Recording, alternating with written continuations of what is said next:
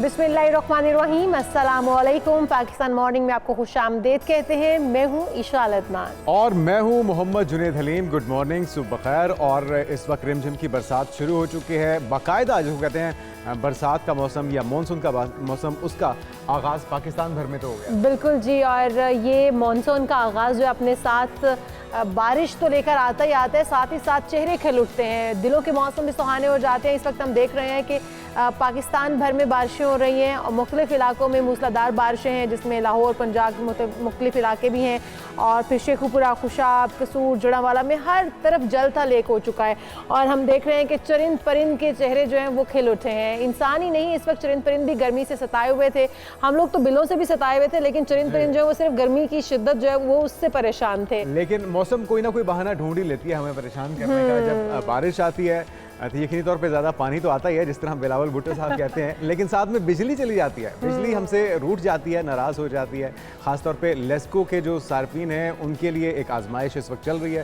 रात या यूँ कह लें कि सुबह 4 बजे से बिजली की बंदिश का सिलसिला मुख्तलिफ इलाकों में जारी है। उम्मीद करते हैं कि इस इशू को रिजॉल्व अच्छा, ये कंप्लेन करने का भी इसमें ना कोई फ़ायदा नहीं होता। वो कह देते हैं क्योंकि बारिश हो रही है इसलिए। अच्छा, ये लेम एक्सक्यूज़ जो है ये समझ में नहीं आता कि बारिश के साथ बिजली का चले जाने का क्या कनेक्शन है।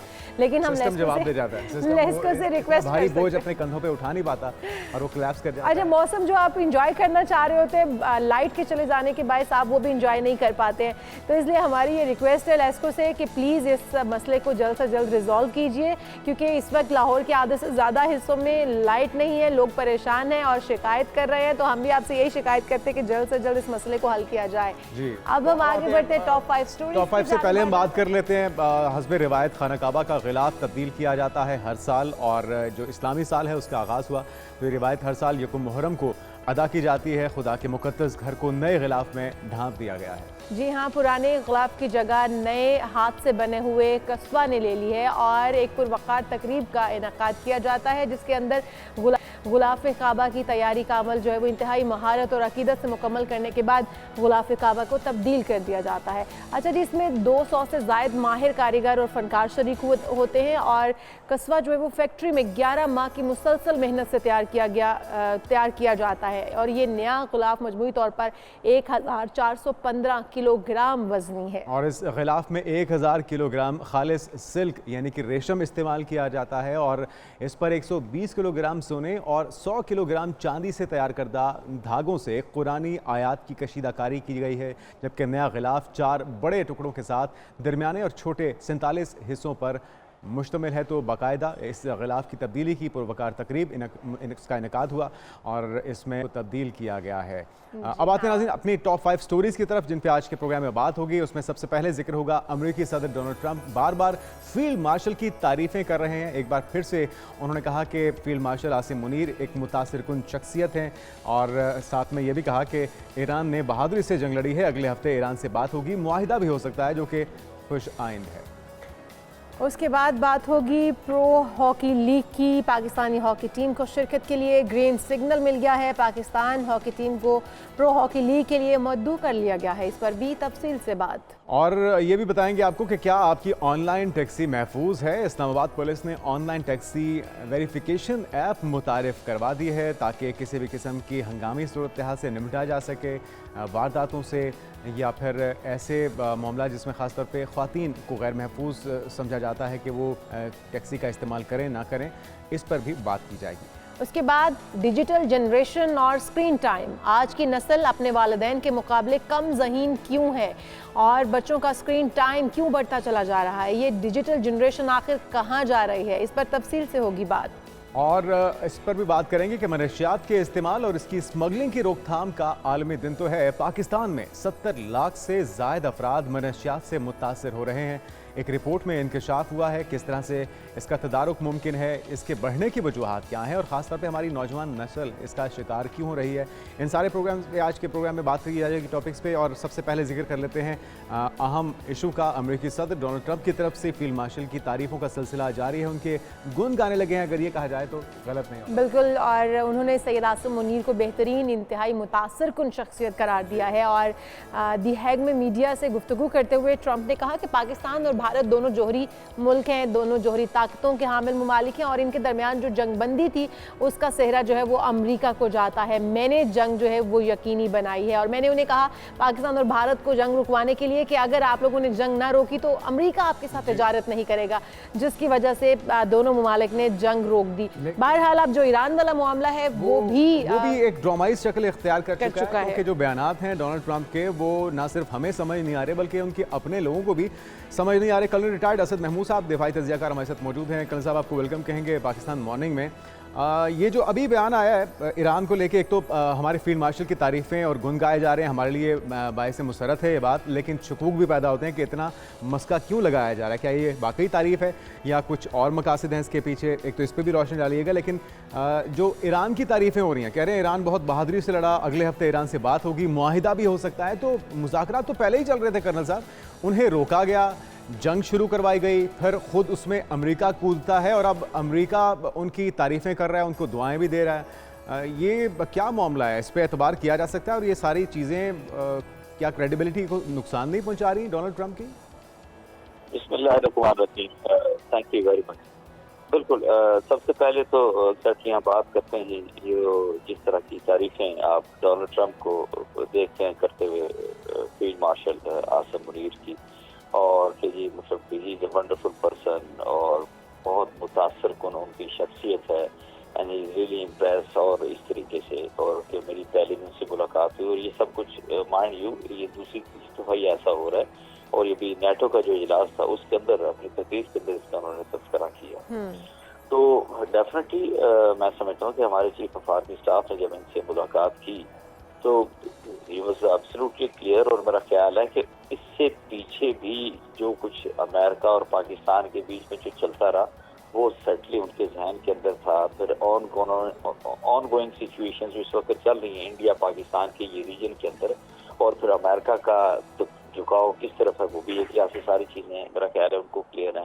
एंड सर्टली उनको ये भी बिल्कुल जहर नहीं होगा कि general field marshal Ayub Khan जब उन्होंने अमेरिका के साथ इतना अर्सा चले और एंड पे उन्होंने लिखा कि friend is not the master. तो मैं ये ज़रूर कहता हूँ कि ये फील्ड मार्शल के जहन के अंदर ये सारी चीज़ें बिल्कुल जिसको कहते हैं मौजूद है। एब्सोल्युटली क्लियर कि हाँ उन्होंने किस तरह लेके चलना है, पाकिस्तान के मौक़िफ़ को किस तरीके से लेके चलना है, अपनी आर्म फोर्सेस का जो ओवरऑल है तैयारी क्या है, ये सारा कुछ कैसे उन्होंने किया। और मैं इस आपसे अर्ज करूँ, अगर आपको याद हो कि जब इंडिया ने अटैक किया पाकिस्तान पे मिसाइल्स, तो आप चाहे उनके जो जेडी वैंस की बात करते हैं वाइस प्रेसिडेंट की, या इवन प्रेसिडेंट की भी बात करते हैं, या उनके स्टेट डिपार्टमेंट की भी बात करते हैं, उन्होंने कहा जी कि this is absolutely between India and Pakistan और हमारे इससे कोई लेना देना नहीं है, और वो हम उनको जानते हैं, वो खुद में आपस में सारी चीज़ों को सेटल डाउन कर लेंगे।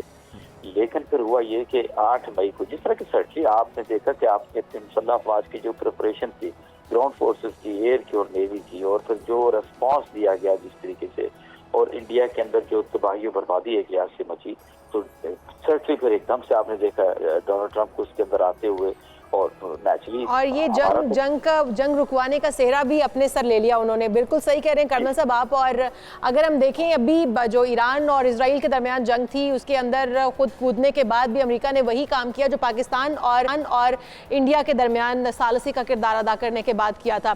पहले जंग को हवा दिया जाना, उस वक्त भी यही हुआ था, और बल्कि शायद दी गई थी भारत को कि धमकी दी गई थी कि आप जाएं, लेकिन हदूद के अंदर रहते हुए आप जाके पाकिस्तान के ऊपर अटैक करें। इसी तरह से इसराइल को भी पहले धमकी दी जाती है कि आप ईरान के ऊपर अटैक कर सकते हैं, हम आपके पीछे हैं, और उसके बाद फिर खुद जंग में कूदने के बाद, जंग को हवा देने के बाद अब जिस तरह के बयानात आ रहे हैं, बार बार ये कहा जा रहा है, डोनाल्ड ट्रंप साहब की जानिब से ये कहा गया कि उनके जो बम्बार 2 हैं उन्होंने बहुत ही अच्छे से वहाँ पर काम किया, कार्रवाई की और अहदाफ को टारगेट किया, और जो 3 यूरेनियम अफजूदगी के ठिकाने थे उनको ख़त्म कर दिया गया ईरान से। और अब भी वो बयानात देते हैं कि ईरान अब यूरेनियम अफजूदगी के काबिल नहीं रहा और ना ही कभी उसको ये जोहरी ताकत बनने दिया जाएगा। इस बात के ऊपर, इन बयानात के ऊपर क्या आप समझते हैं कोई मुआहिदा हो सकता है? क्योंकि ईरान ये तहैया कर चुका है और ईरान की ज़रूरत भी है। अब जिस तरह से अटैक किया गया ईरान के ऊपर इसराइल की जानिब से या अमेरिका की जानिब से, तो अब तो ईरान का ये मौक़िफ़ दुरुस्त है कि उन्हें जोहरी हथियार हासिल करने से कोई नहीं रोक सकता। तो क्या मुआहिदा होता हुआ देख रहे हैं डोनाल्ड ट्रंप साहब का ये जो बयान है इसके बाद? हाँ बिल्कुल, मैं समझता हूँ कि इस सारी ये जंग हुई 12 दिन की, इसके अंदर बहुत सारी चीज़ें मैं समझता हूँ दुनिया के सामने आई हैं। बिल्कुल मैं आपसे एग्री करता हूँ कि एक तरफ आप इंडिया को शय दे रहे हैं, दूसरी तरफ आपको फील होता है कि इजराइल के, और अच्छा अब तो कोई शक रह नहीं गया कि basically it is not Israel, Israel के अंदर अमेरिका मौजूद है और अमेरिका के अंदर इजराइल मौजूद है, and there is no difference in between these two countries. ये बिल्कुल एक ही हैं, एक ही इनकी पॉलिसी है, एक ही इसी तरीके से ही चलते हैं इतिहास से। अच्छा, आप सिर्फ ये देखें, दे थॉट कि जी इन्होंने जिस तरीके से एकदम हमलावर हुए ईरान के ऊपर, तो और उनको बड़ा नुकसान हुआ एक लिहाज से कह सकते हैं आपके, उनको कुछ चैलेंज करने वाला नहीं है, साइबर अटैक उनके ऊपर हो गया, वहाँ पे अंदर लोग मौजूद थे, मतलब जो मोसाद के जासूस थे, इंडियन भी उनके साथ मिले हुए थे। तो एक ऐसी एक कैफियत थी कि जिसके अंदर लोगों को या पूरी दुनिया को समझ नहीं आ रही थी कि विद इन आवर्स ये ओवरऑल ईरान को क्या हो गया। और अभी everybody was waiting in the world कि जी देखो अच्छा किन कंडीशंस के ऊपर ईरान जो है इस जंगबंदी के ऊपर आता है। बट सी कि इसके बाद जो अगले 11 दिन जो जिस तरह की, मैं ये तो कहूँगा कि जो ये नई टेक्नोलॉजी है मिसाइल की और नई जो जंगी हिकमत अमली थी ईरान की, उससे तो क़यामत तोड़ दी एक लिहाज से अगर देखा जाए इजराइल के ऊपर। लेकिन कहना सर एक चीज़ आप समझते हैं कि अभी तक सिर्फ मिसाइल की कुव्वत का मुजाहरा किया ईरान ने, और क्या क्या ऑप्शन उनके पास थी, और ख़ुद का अगर एहतसाब किया जाए ईरान की तरफ से, या वो अपनी दिफाई सलाहियत को मज़ीद मौसर करना चाहें, तो आपको लगता है किन किन शोबों में अभी काम करने की ज़रूरत है? और अभी इस जंग के बाद उन्हें लगेगा कि इस शोबे में ख़ासतौर पर जिस तरह एयरफोर्स का इस्तेमाल बिल्कुल ही नहीं हुआ, ज़मीनी की तो खैर नौबत ही नहीं आई, लेकिन आपको लगता है कि दीगर कौन से शोबे हैं जिस पे काम करने की ज़रूरत है इजराइल जैसे दुश्मन के होते हुए? लेकिन एक तो साइबर वारफेयर पे इनको बहुत काम करने की ज़रूरत है, इसमें बिल्कुल कोई शक नहीं है। जामिंग के ऊपर, इन सारी चीज़ों के ऊपर एक तो ये उनको काम करने की ज़रूरत है। एयर डिफेंस सिस्टम उनका बिल्कुल डिस्टर्ब हो गया, उनका अपना जो इंटरनल सिस्टम था इंटेलिजेंस का वो टोटली फेल साबित हुआ। मतलब हम ये सोचें कि ठीक है ईरान बहुत बड़ा मुल्क है, ये कैसे हो गया कि ड्रोन की फैक्ट्रीज वहाँ पर मौजूद हों, असम्बल हो रही हैं उनके अंदर ड्रोन, और वही ड्रोन जो है वो हमलावर हो जाएं ईरान के ऊपर, क्या बाहर के ऊपर भी। देखे ना, एक इंडिया का भी एक चेहरा जो है सही मानों में काला हुआ है। Why it is so because इनका था कि they are very close to India, और इंडिया ने क्या बाहर की आड़ के अंदर जो कुछ ईरान में अपने जासूस दाखिल किए, those who were working basically for Mossad, तो इंडिया भी ना एक पूरी दुनिया के अंदर इंतहाई discredited kind of a nation कि ये किसी वजह में कुछ भी कर सकते हैं। और एक चीज तो बिल्कुल साबित हो गई है, पीछे अमेरिका खड़ा है और उसके आगे इंडिया और इजराइल, ये दोनों आपको खड़े नजर आते हैं, और दे एक्ट, और उसके ऊपर किसी तरह का कोई राय नहीं। एक तो ये क्लियर है। अगली चीज जो है सर्टली आप ईरान को अब बिल्ट अप होने की जरूरत है कि जी ये प्रॉक्सीज वार लेफ्ट राइट जो मुख्तलिफ तरह की होती हैं, इनको मेरा ख्याल है उससे अपने आप को दूर करके फोकस करना पड़ेगा ईरान के ऊपर, अपनी जो फजाइया है और उसको बहुत ज्यादा उनको फोकस करने की जरूरत है। एंड आई एम श्योर कि देखना उनके डिफेंस मिनिस्टर इस वक्त चाइना के अंदर बैठे हैं, so you can make out they are thinking अभी what is to be done. तो दूसरा जो मैं समझता हूँ इस सारे प्रोसेस के अंदर जो सबसे बड़ी चीज उभर के सामने आई है कि अभी ये छोड़े जी कि मेरा ये अलाय है तो मेरा वो कंट्री अलाय है, मेरे ऊपर कोई मुश्किल वक्त किसी मुल्क पे आएगा तो कोई साथ आके खड़ा हो जाएगा। ईरान तने तनहा खड़ा था, हाँ, उनके लोगों का नेशन वाली बात आती है ना, वो एक कौम है, उन्होंने इस तरीके से ईरान का ना एक वो रूर तोड़ा है। मैं आपसे बताऊं, बिकॉज इससे पहले तो ये कॉन्सेप्ट था कि जी ईरान जो है ना इनविंसिबल है, ईरान की तो कुव्वत को कुछ चैलेंज, फौजी कुव्वत को चैलेंज किया ही नहीं जा सकता, उन तक ना मिसाइल पहुंचते हैं ना। इजराइल की बात कर रहे हैं गालिबन करना साहब? जी बिल्कुल, इजराइल की मैं बात कर रहा हूँ ना कि जी इजराइल तक तो कुछ भी नहीं हो सकता। इजराइल तो ऐसी कुव्वत है कि उसको कोई टच नहीं कर सकता, और डेफिनेटली वहां पर जब जहाज, बहरी जहाज भर भर के असला, गोला बारूद सारा कुछ आएगा, और नेचुरली अमेरिका की तरफ से आ रहा है। अच्छा, एक ये हो गया। सो इसका मतलब ये है कि इट इज नाउ, अब जो अगला टाइम आ रहा है कि अब एक दौड़ शुरू हो जाएगी, असले की दौड़ शुरू हो जाएगी। अच्छा, इसके बाद अब लोग अपने आप को, ये मुल्क अपने आप को कोशिश करेंगे कि वो एटम बम बनाने की तरफ भी बना सके। अच्छा कर्नल साहब, अगर इसके अंदर तकमीना लगाया जाए, तकरीबन ये 11-12 रोज तक जंग जारी रही और इजराइल की जानिब से भी और ईरान की जानिब से भी भरपूर मुकाबला किया गया, एक दूसरे को चोट पहुंचाने के लिए, एक दूसरे को नुकसान पहुंचाने के लिए। अगर तकमीना लगाया जाए तो तकरीबन कहा जा रहा है कि इजराइल का जंग में यौमिया जो था वो खर्च 205 अरब रुपए था, और मजमूई तौर पर $8.7 बिलियन का नुकसान हुआ है। और ईरान को अगर देखा जाए तो तखमीना उनका भी अरबों डॉलर लगाया जा रहा है। आप आप क्या समझते हैं कि ईरान अब जौहरी ताकत हासिल करने में कितना पीछे चला गया है? एक बार फिर से उसे कितनी कितनी मेहनत या कितनी मुशक्क़त दोबारा से करनी पड़ेगी अपने आप को जौहरी ताकत बनाने के लिए, एटमी ताकत बनाने के लिए? और इसराइल को तो क्योंकि फंडिंग ही अमेरिका की जानिब से या सपोर्ट अमेरिका की जानिब से बहुत हद तक रही है, आप क्या समझते हैं इसराइल इस वक्त कितना पीछे चला गया है? सर्टली एक तो जिसको कहते हैं ना कि मैं इससे पहले भी कहा है कि इसराइल जो है ना, ईरान ने उसकी तसल्ली कर दी है, बिल्कुल इसमें कोई शक नहीं। बल्कि आप ये कह सकते हैं कि ये बड़ी बड़ी मूछें लेके घूमता था, तो उन्होंने बड़े आराम से उसकी एक मूछ तो नीचे कर दी, तो डेफिनेटली दूसरा भी मूछ का हिस्सा उसके नीचे खत्म होना है इतिहास से। तो एक तो ये है कि जो भी अगर इसराइल का नुकसान हुआ है तो it is not only America. आप ये देखें ना, नेटो सारे का सारा जो इसराइल के पीछे खड़ा है।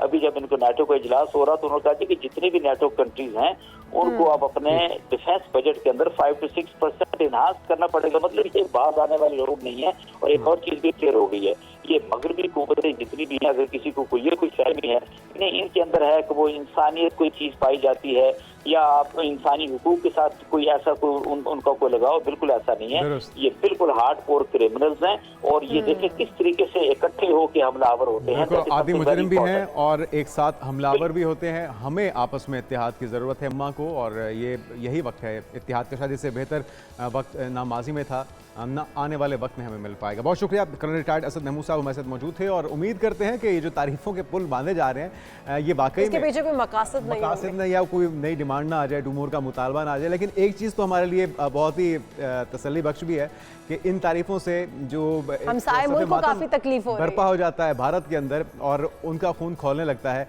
तो ये सिलसिला जारी रहना चाहिए। बिल्कुल जी। हम यहाँ पर एक ब्रेक शामिल करते हैं और ब्रेक से जब वापस आएंगे तो आपको बताएंगे प्रो हॉकी लीग के लिए हमें मद्दू कर लिया गया है, क्या कुछ होने जा रहा है स्पोर्ट्स की दुनिया में। लेकिन एक ब्रेक के बाद stay with us.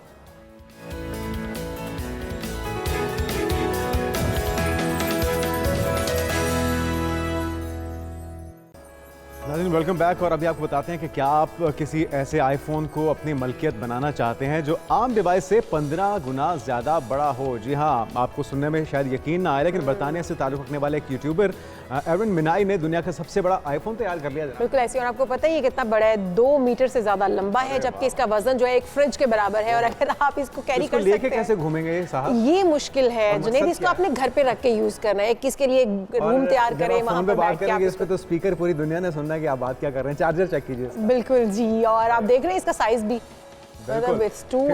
IPhone 15 pro max है जी, और ये उसकी नकल बनाई हुई है एंड उसी तरह से, यानी आप इस असल आईफोन की तरह इसे इस्तेमाल भी कर सकते हैं। और इसमें 400 वाट की एक फ्लैश लाइट भी है जी, और इसकी रोशनी किसी गाड़ी की हेडलाइट से कम ज़्यादा है। बिल्कुल, गिनीज वर्ल्ड रिकॉर्ड में इसने अपना नाम तो दर्ज करवा लिया। ये स्मार्टफोन करार दिया गया है। देखने में तो ये आईफोन 15 प्रो मैक्स की तरह ही है, लेकिन मगर अंदर से अगर आप इसको देखें तो ये एप्पल डिवाइस से बिल्कुल मुख्तलिफ आपको मिलेगा।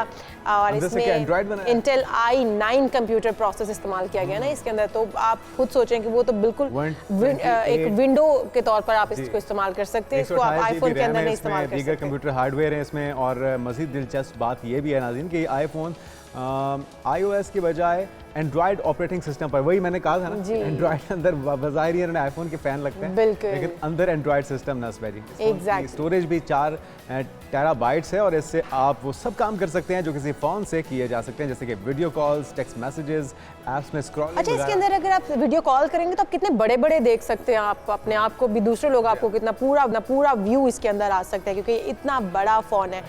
तो मुझे तो बहुत अच्छा लग रहा है, लेकिन क्योंकि मुझे लगता है ये अपनी पॉकेट पर बहुत बड़ा भारी बोझ भी पड़ेगा। पे टीवी के तौर पे इस्तेमाल करें या इसमें मूवीज वगैरह देखें, आप मैचेस देखें, लेकिन साथ लेके तो घूमने से रहे। लेकिन बहरहाल एक अच्छी काविश है, और गिनीज बुक ऑफ इसके लिए कुछ 4 लोग आपको साथ हायर करने पड़ेंगे अगर आपको ये फोन रखना है और आपको साथ मूव करना है। साथ लेके जरूर घूमना है। एक छोटा फोन रखिए आपने जो कारनामा करना। अच्छा, वैसे आप अपने लिए नोकिया का जो पुराना होता था ना छोटा वाला KT10, वो आप रख लें, और जो ये फोन है ये आप घर के अंदर इस्तेमाल कीजिए। और घर के अंदर आप जिसका जुनैद भी कह रहे हैं, इजी नहीं लेना। जिस तरह मेहरान गाड़ियों की लेजेंड है ना, उस तरह से 3310 जो है मोबाइल फोन्स का लेजेंड है, तो इसलिए उसकी अहमियत हमेशा ही रहेगी और उसको हमेशा मिस किया जाता रहेगा। हम आगे बढ़ते हैं नाज़रीन, बात कर लेते हैं कुछ खेलों की, और एक अच्छी खबर के मैदान से, जिसमें प्रो हॉकी लीग की खबर है कि पाकिस्तानी हॉकी टीम को शिरकत के लिए अब ग्रीन सिग्नल फाइनली मिल गया। बिल्कुल जी, इंटरनेशनल हॉकी फेडरेशन ने पाकिस्तान हॉकी टीम को प्रो हॉकी लीग में शिरकत के लिए दावत दे दी है। नेशंस कप की फातेह न्यूजीलैंड ने प्रो हॉकी में शिरकत से जब माजरत की तो उसके बाद फिर FIH ने पाकिस्तान टीम को मद्दू कर लिया है। अगर न्यूजीलैंड इनकार ना करता तो फिर पाकिस्तान की बारी नहीं आनी थी, लेकिन अब जगह तो बन गई। बिल्कुल, मलेशिया में होने वाले नेशंस कप की फातेह टीम को प्रो हॉकी लीग में अब क्वालिफाई करना था। अब फाइनल में न्यूजीलैंड ने पाकिस्तान को शिकस्त देकर टाइटल जीता है, और लेकिन पाकिस्तान जो है वो अब प्रो हॉकी लीग उसका शेड्यूल जल्द जारी किया जाएगा। हमारे साथ मौजूद हैं, उनसे बात कर लेते हैं। हमाद भाई, आपको वेलकम कहेंगे पाकिस्तान मॉर्निंग में। क्या कहेंगे, कितना खुशाइंद है? आहिस्ता आहिस्ता हम कदम आगे बढ़ा रहे हैं। यकीनी तौर पे सफ़र बहुत लंबा है, लेकिन सही जानिब सफ़र शुरू हो पाया, हमें तसल्ली रखनी चाहिए। Thank you very much. बिल्कुल सही कहा आपने कि सही जानिब सफ़र है पाकिस्तान, क्योंकि कौमी खेल है हॉकी, और उसकी जो डिक्लाइन था बड़ी मायूसी हो रही थी। World champion, Asian champion, Olympics champion, champions trophy, मतलब कौन सा टाइटल था जो पाकिस्तान के पास नहीं था। अनफॉर्चुनेटली इंफ्रास्ट्रक्चर पे कुछ फंडिंग, बहुत सारी इन्वेस्टमेंट, कुछ प्लेयर्स की, कुछ मैनेजमेंट की बहुत सारी मैं कहूँ कोताहियाँ हैं, जिसकी वजह से पाकिस्तान हॉकी बहुत अरसे से हमें नजर आया कि सफ़े अव्वल की टीमों में शुमार है। तो ये प्रो हॉकी लीग में आना पाकिस्तान के लिए, तो पाकिस्तान टॉप रेटेड टीम्स के अगेंस्ट खेलेगा। जब आप अच्छी टीम्स के अगेंस्ट खेलते हैं तो ऑब्वियसली आपकी अपनी गेम इंप्रूव होती है, तो आपको पता चल जाता है कि कहाँ एक्सपोजर मिलता है, कितना गैप है टॉप। लेकिन इससे अहमद भाई रिवाइवल हो पाएगा हॉकी का? क्योंकि हम अभी भी देख रहे हैं कि हॉकी को उस तरह से पाकिस्तान के अंदर स्पोर्ट्स बोर्ड भी ऑन नहीं करता है, उनको उस तरह से पे नहीं किया जाता है, हमारे हॉकी के प्लेयर्स को उतना अप्रिशिएट नहीं किया जाता है। तो क्या समझते हैं कि ये सिर्फ प्रो लीग के लिए हमारा सेलेक्ट हो जाना, हमें मद्दू कर लिया जाना, ये रिवाइवल की तरफ कदम तो है, लेकिन क्या ये काफ़ी होगा? क्या क्या और इकदाम होने चाहिए स्पोर्ट्स बोर्ड की जानिब से हॉकी के लिए? देखिए, उनको कॉन्फिडेंस देने के लिए, उनको ये बताने के लिए कि आपकी परफॉर्मेंस को हम एक्नॉलेज करते हैं, तो उनको रिस्पेक्ट देनी पड़ती है प्लेयर्स को, और यहाँ पे रिस्पेक्ट नहीं दी जा रही। जिससे आपने देखा कि इमाद भट्ट जो कि कैप्टन है, उनको इस्लामाबाद मदऊ किया गया, तो 5,600 रुपये का उनको चेक भेजा जा रहा है। मतलब आप आज के दौर में सोचें कि लाहौर से इस्लामाबाद आ रहा है, वो भी पाकिस्तान हॉकी टीम का कैप्टन। ये एक्नॉलेजमेंट है या तजलील है हमाद भाई? ये क्या होश में नहीं है हमारे हॉकी फेडरेशन के लोग जो इस तरह के चेक्स उन्होंने जारी किए? इससे तो बेहतर था कि वो कुछ ना ही देते तो बेहतर था।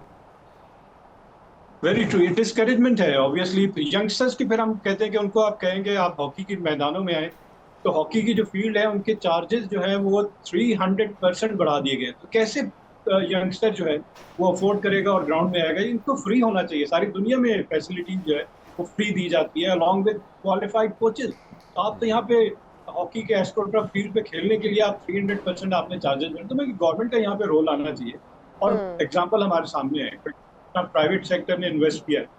क्रिकेट के साथ साथ हॉकी को भी उतना ही ज्यादा इंपॉर्टेंस देनी चाहिए, कि हॉकी ने भी हमें वर्ल्ड चैंपियन बनाया। अगर हम अंडर एस्टिमेट कर और अपने लेजेंड्स से काम नहीं लेंगे, हमारे पास Maradona of hockey Shahbaz senior, हमारे पास फ्लाइंग हॉर्स समीउल्लाह, हमारे पास best centre forward Hasan Sardar, हमारे पास Sohail Abbas Guinness book of world record penalty corner specialist, हमारे पास शहनाज शेख जिनको मैन का नाम दिया। मतलब एक के बाद एक इतने बड़े नाम हमारे पास मौजूद है, उनकी सर्विसेज से हम फायदा नहीं उठा रहे। अब मुनीर ने जिसने पेनल्टी पे हमें मैच जितवाया, अब उसकी सर्विसेज को आप देखें। अगर आप अरशद नदीम को अगर आप एक्नॉलेज कर रहे हैं जेवलिन थ्रो में, तो ये गोलकीपर जिसकी वजह से हम ये मैच जीते, ऑल्दो के 3-3 ड्रॉ हुआ, पेनल्टीज पे गया, तो आपको छोटी छोटी सर्विसेज को आपको जिम्मेदारी है हमाद भाई। ये हॉकी फेडरेशन की जिम्मेदारी है, वजारत खेल की जिम्मेदारी है। एक तरफ तो आप सारा झुकाव रखते हैं, क्रिकेट हमारा यकीनी तौर पे हमारे दिलों के बहुत करीब है वो खेल, लेकिन बाकी खेलों को और नेशनल खेल को इतना नज़रअंदाज किया जाना, ये तो इंसाफ नहीं है। फिर हम उनसे तवक्को करते हैं कि वो ऐसी बेहतरीन परफॉर्मेंस दें कि सारों को, अपने हरीफों को चारे छाने चित कर दें, ये भी तो मुनासिब नहीं होगा। साथ में अभी प्रो हॉकी लीग के अंदर शमूलियत हो जाना बड़ी अच्छी बात है। और कितने मराहिल हैं और कितने स्टेप्स हैं जो कि हमें उठाने हैं ओलंपिक्स के अंदर क्वालिफाई करने के लिए, वर्ल्ड कप में क्वालिफाई करने के लिए? प्रो हॉकी लीग में 2 मरतबा न्यूजीलैंड जीतने के बावजूद नहीं गई। वजह क्या है कि वो कहते हैं हम इसके फाइनेंसेस को बर्दाश्त नहीं कर सकते, बड़ी एक्सपेंसिव है प्रो हॉकी लीग, आपको मुख्तलिफ के खेलना पड़ता है, तो लॉजिस्टिक है, सारी चीजें हैं आपके पास। तो क्या पाकिस्तान हॉकी फेडरेशन के पास इतने फंड्स हैं कि वो इसको अफोर्ड कर सके? अभी आपको पता होगा कि खिलाड़ियों को डेली वेजेस तक नहीं दिए जा रहे थे। तो ऐसे माहौल से गवर्नमेंट का रोल आ जाता है कि गवर्नमेंट सामने आए और पाकिस्तान स्पोर्ट्स बोर्ड को जो फंड एलोकेट होते हैं हर साल बजट में, उसमें हॉकी के क्या फंड है और मजीद इसकी रियलिस्टिक तौर पे ये असेस किया जाए कि कितना इनको फंड दिया जाए, ताकि अगर हैं, एक तो इनकरेजमेंट होनी चाहिए प्लेयर्स की, इनको इनामात इतने अच्छे मिलने चाहिए कि दुनिया के किसी कोने में खेलने जाए। हमारा कोई भी खिलाड़ी किसी भी स्पोर्ट्स में जा रहा होता है तो फंड की वजह से पता चलता नहीं, और आखिरी टाइम पे कोई गवर्नमेंट का ऑफिशियल आता है और वो उसको सपोर्ट करता है, तब वो पहुंचता है। तो इन चीजों से बिल्कुल उनको अलग लेकिन करके हमाद भाई, उनसे कहें जब कि आप हमारी कोई टीम जीत कर आती है, कोई प्लेयर अच्छी परफॉर्मेंस देकर आता है, फिर हम उसको ऑन भी करते हैं, फिर हुकूमती नुमाइंदे भी खड़े हो जाते हैं उसको ऑन करने के लिए, अप्रिशिएट करने के लिए। अभी प्रो लीग में हॉकी टीम ने जिस तरह से पार्टिसिपेट करने के लिए, या उनका एक नाम ही अनाउंस हो जाता है, या वो खेलने के लिए जाते हैं, अगर अच्छी परफॉर्मेंस देकर आते हैं तो उसके बाद आप देखिएगा हमारी तमाम जो सियासी नुमाइंदे हैं, हुकूमती नुमाइंदे हैं, वो भी खड़े हो जाएंगे, स्पोर्ट्स बोर्ड भी खड़ा हो जाएगा, हॉकी फेडरेशन भी खड़ी हो जाएगी, उसके बाद अप्रिशिएट करने का सिलसिला शुरू हो जाएगा। लेकिन हम उम्मीद करते हैं कि हुकूमत की जानिब से जो कुछ जो है वो फ़र्क पड़ना चाहिए, इसके बाद बेहतरी ताकि लाई जा सके, हमारे नेशनल खेल को प्रमोट किया जा सके। की भी बात कर लेते हैं जी। बांग्लादेश क्रिकेट बोर्ड की हमाद भाई, पाकिस्तान के खिलाफ T20 सीरीज मैचेस पर मुश्तरका जो सीरीज शेड्यूल है उसका ऐलान कर दिया गया है। क्या तवक्कुआत रखनी चाहिए, और स्क्वाड के हवाले से आप क्या कहेंगे, किसको शामिल होना चाहिए? जी हाँ, बायलैटरल सीरीज जो अनाउंस हुई है पाकिस्तान वर्सेस बांग्लादेश जुलाई के महीने में है, 20, 22 और 24 तारीख को T20 वर्ल्ड कप इस साल होने जा रहा है और उसकी तैयारियां हैं। ज़्यादातर अब आपको T20 मैचेज देंगे। वैसे तो पाकिस्तान के अगर टेस्ट मैच देखें तो ना होने के बराबर है, 2 साल के अरसे में सिर्फ 13 टेस्ट मैचेस खेलेंगे। लेकिन अपकमिंग इवेंट क्योंकि T20 का है, तो T20 की प्रिपरेशन के हवाले से पाकिस्तान और बांग्लादेश, ऑल्दो बांग्लादेश अभी पाकिस्तान होकर गई है, और पाकिस्तान ने जो न्यू सेट ऑफ प्लेयर्स जो T20 को सूट करते हैं उनको इंट्रोड्यूस किया और सीनियर प्लेयर्स को रेस्ट कराया। तो पाकिस्तान ये चेक करना चाह रहा था क्या आया हमारे उन यंगस्टर्स में, जिनको हम कहते हैं कि नॉक कर रहे हैं डोर पे, कि उनको मौका दिया जाए, उनमें वो पोटेंशियल है कि जो अपनी कंडीशन में तो उन्होंने जस्टिफाई कर दिया कि हमारे पास पोटेंशियल है, और कन्विंसिंगली 3-0 हम जीते। क्या बांग्लादेश इससे लर्न करके क्या स्ट्रेटेजी बनाता है कि पाकिस्तान को आउटफॉक्स करके, क्योंकि पाकिस्तान के बैट्समैन जा रहे हैं पंजाब से खेले, तो वहां पे काउंटर अटैक वो क्या करेंगे, वो स्पिन फ्रेंडली, क्योंकि उनकी स्ट्रेंथ स्पिनर्स है, उनके स्पिनर्स है। और हमने देखा कि सोफियान मुकीम को हमने मौका नहीं दिया गया, जो कि south African tour, New Zealand tour पे एक जबरदस्त हमें लेफ्ट आर्म हम चाइना मैन बॉलर ढूंढते रहते हैं, तो ऐसी वैरायटी हमें मिल गई, लेकिन हमने उसको फेयर चांस नहीं दिया अगेंस्ट न्यूजीलैंड। लेकिन तो अब देखना होगा कि यंगस्टर्स जो है वो किस तरह की परफॉर्मेंस भी देते हैं, और कौन से यंगस्टर्स जो हैं जिनको हम आजमाना चाहते हैं, क्योंकि एशिया कप हो गया, वर्ल्ड कप हो गया, उसकी तैयारियों के लिए भी ये एक अच्छा मौका है, बेहतरीन मौका है बांग्लादेश के खिलाफ जो सीरीज़ हम खेलने जा रहे हैं। वक्त कम था हमाद भाई, बहुत शुक्रिया आपका, और हम उम्मीद करते हैं कि एक अच्छी सिलेक्शन होगी, इस बात का ख्याल रखेगी कि क्योंकि हमने आगे चल के एशिया कप और वर्ल्ड कप भी खेलना है, तो उसकी तैयारियां भी हमें अभी से करनी है। हम यहाँ पर एक ब्रेक शामिल कर लेते हैं, ब्रेक के बाद जी हाँ दीगर इश्यूज पे बात होगी, हमारे साथ रहेगा। Stay with us.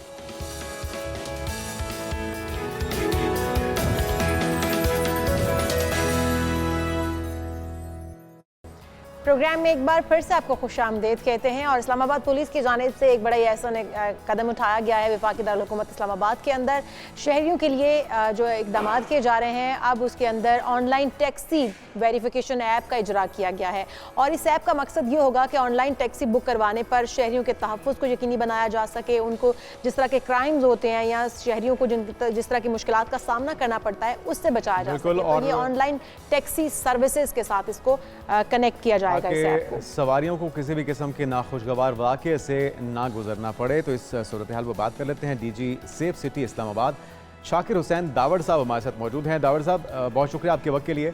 यकीनी तौर पे खुशाइंद इकदाम है, और इस तरह के इकदाम को हाईलाइट करने का मकसद भी ये है कि एक तो हौसला अफजाई हो सके और दूसरा लोगों को आगाही भी दी जा सके। किस तरह से इस पर अमल दरामद को यकीनी बनाया जाएगा, किस तरह से ऑनलाइन जितने भी टैक्सी ड्राइवर्स हैं उन्हें इसका हिस्सा बनाया जाएगा, इम्प्लीमेंटेशन मुकम्मल कब तक हो जाएगी और कब तक इससे शहरी मुस्तफीद होंगे? जी बहुत शुक्रिया जी। इसमें ये है कि ये टैक्सी वेरिफिकेशन ऐप जो है ये हमने किया है, ये ऑनलाइन टैक्सी वेरिफिकेशन सिस्टम है, जिसमें एक सिंपल जो है ऐप आप इस्लामाबाद पुलिस की जो ऑफिशियल वेबसाइट है वहाँ से डाउनलोड कर सकते हैं किसी भी एंड्रॉइड फ़ोन के ऊपर।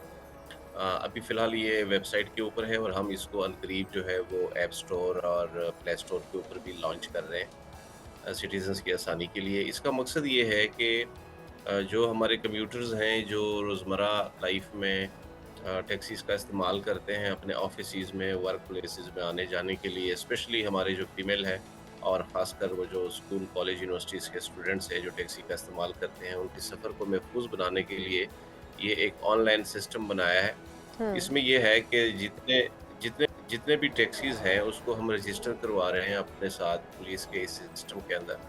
रजिस्टर इस तरह होंगे कि तमाम टैक्सीज़ का जो डेटा है और उनके जो ड्राइवर्स हैं उसका डेटा हमारे पास रिकॉर्ड पे आएगा और हर टैक्सी को एक यूनिक क्यूआर कोड इशू किया जा रहा है। ठीक है। अब तक तकरीबन 2000 से ज़्यादा टैक्सी हमने रजिस्टर कर लिए हैं। ओके। ये जो यूनिक क्यूआर कोड है ये चिपका होगा विंड स्क्रीन के ऊपर या टैक्सी के साइड स्क्रीन के ऊपर, और जैसे ही आप उसमें टैक्सी में बैठने से पहले आपको चाहिए किसी भी कम्यूटर को कि वो अपने मोबाइल जो ऐप है उससे उसको स्कैन करें। स्कैन करने के बाद आपको इसके 2 फ़ायदे हासिल होंगे। 2 फीचर्स हैं इसके अंदर। एक फीचर तो ये है कि स्कैन करने से आपको अपने टैक्सी और टैक्सी का जो ड्राइवर है उसकी तस्दीक हो जाती है, उसकी सारी डिटेल आपके मोबाइल स्क्रीन के ऊपर आ जाती है। आपको तसल्ली होती है कि मैं किसके साथ ड्राइव कर रहा हूँ या कर रही हूँ और ये कौन है, टैक्सी का रजिस्ट्रेशन नंबर क्या है, क्या ये ओरिजिनल है, पुलिस के साथ रजिस्टर्ड है कि नहीं, और ये जो ड्राइवर है ये कौन है, उसका पूरा डेटा आ जाता है। बिल्कुल ठीक है। अच्छा दावर साहब, एक तो इससे ये होगा कि जुराइम में कमी लाई जा सकेगी, जो इस तरह के हादसात वाक़यात होते हैं उन पर कंट्रोल पाया जा सकेगा। एक दूसरा भी बताइएगा कि इससे और क्या क्या फ़वाइद हासिल किए जा सकेंगे। अगर कोई इसके अंदर ट्रैवल कर रहा है और उसको फेयर ज़्यादा डाला जाता है, क्या इस तरह का भी कोई मैकेनिज़्म है कि रूट के हिसाब से एक फ़िक्स जो रेंट होता है उसका वो डिसाइड हो जाएगा, उसके अलावा टैक्सी ड्राइवर जो वो आपसे चार्ज नहीं कर पाएगा? जिस तरह से हम बाहर के ममालिक में जब टैक्सी यूज़ करते हैं तो वहाँ का एक फ़िक्स फेयर होता है, उसके मुताबिक ही आपसे रेंट वसूल किया जाता है। और दूसरा ये भी बताइएगा कि क्या इनको टैक्स नेट में भी लाया जाएगा, इन टैक्सी ड्राइवर को, इस ऐप की मदद से? नहीं जी, इसका मकसद फ़िलहाल तो सिक्योरिटी पर्पस के लिए ये लॉन्च किया गया है। प्योरली सिटीजन्स की सेफ्टी और सिक्योरिटी का इसका इस्तेमाल है बेसिकली। बाकी जो है इसमें फ़ीचर डाले जा सकते हैं बाद में अगर ज़रूरत महसूस हो तो, लेकिन फ़िलहाल इसको रेंट के हवाले से भी कोई मैकेनिज़्म तैयार नहीं किया गया इस ऐप के अंदर फ़िलहाल?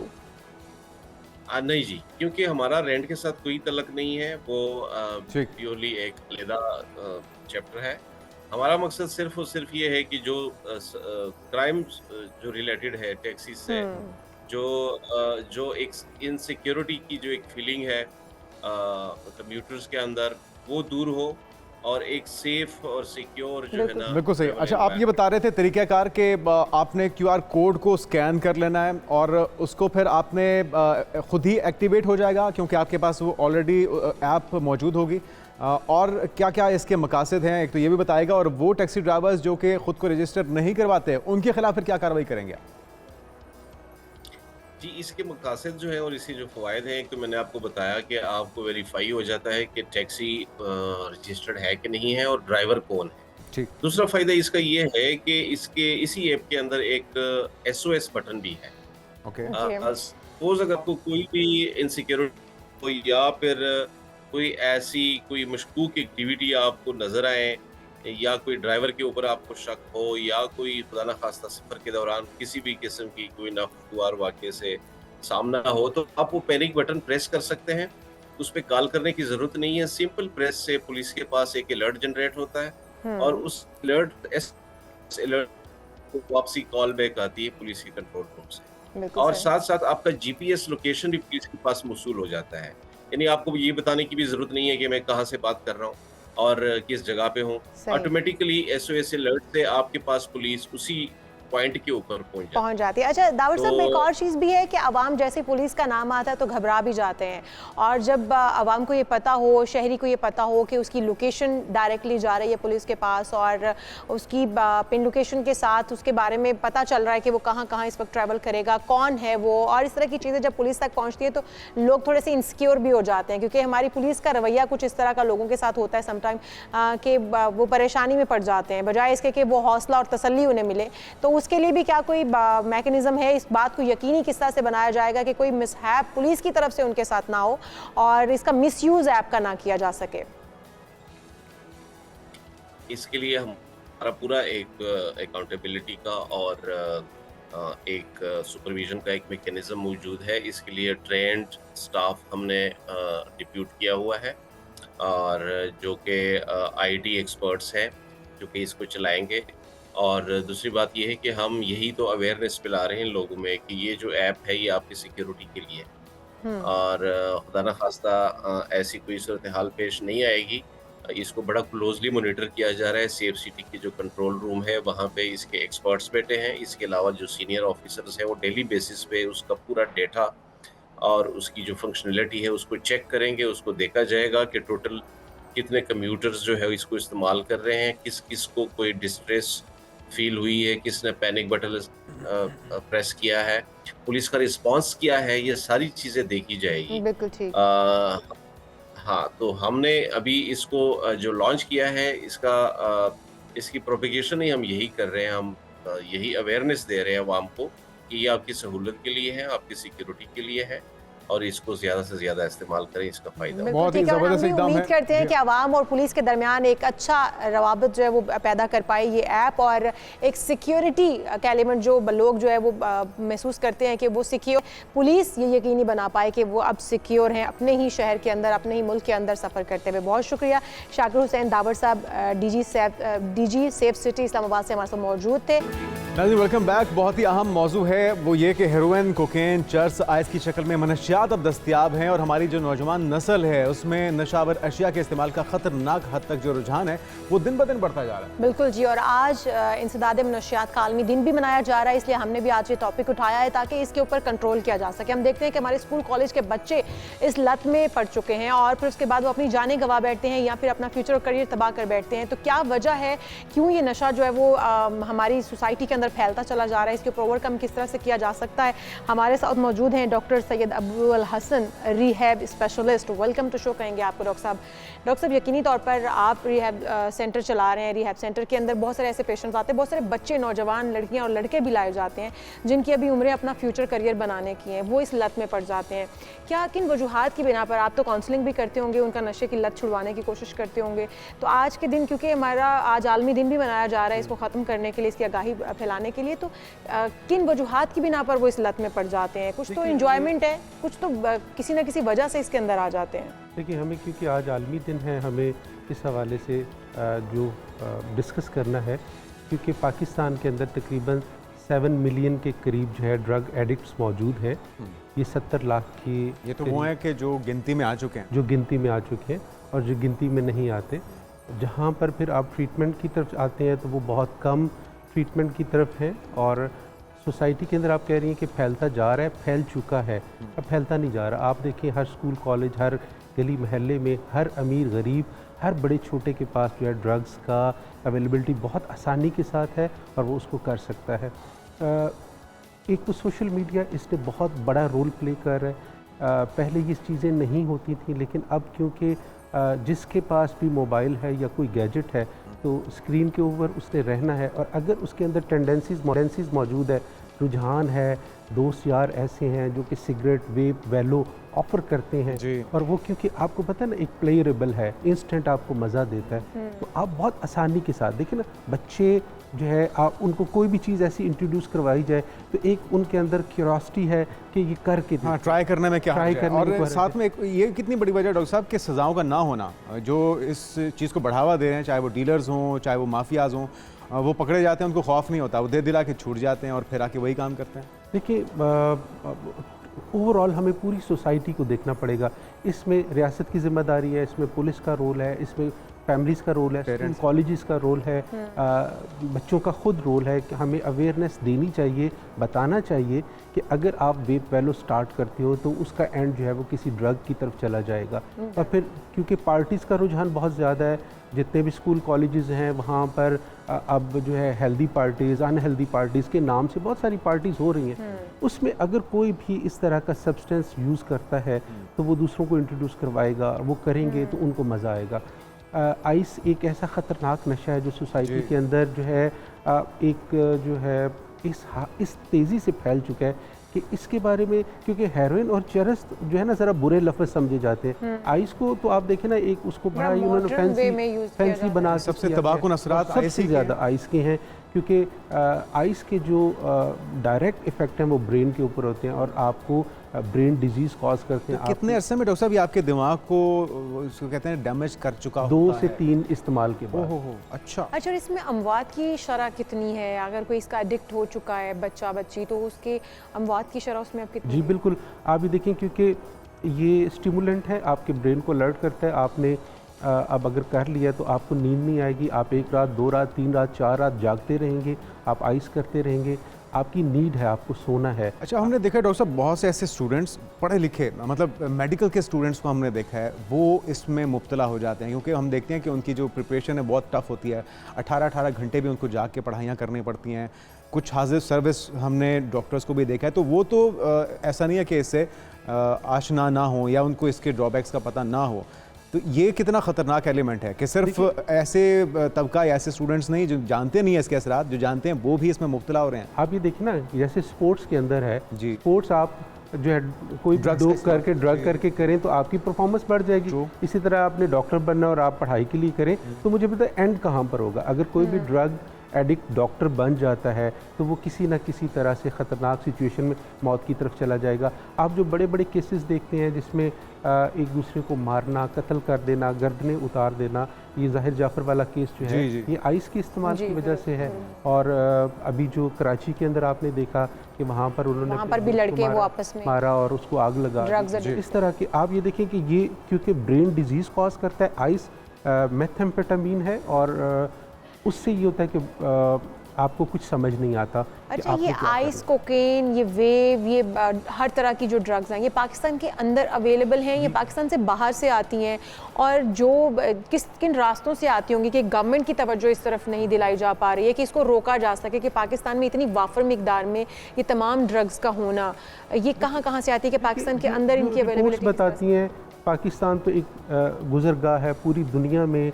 जो मॉर्फिन है और ये marijuana है तो पाकिस्तान के रास्ते ही जाता है, और जिस रास्ते से जा रहा हो तो वहाँ पे फिर आपको पता है एक तो पाकिस्तान हमारे पड़ोस में कितने बड़े लेवल पे प्रोडक्शन हो रही है अफगानिस्तान में एक कम कीमत पाकिस्तान के अंदर है और इसका इस्तेमाल भी बहुत ज़्यादा है।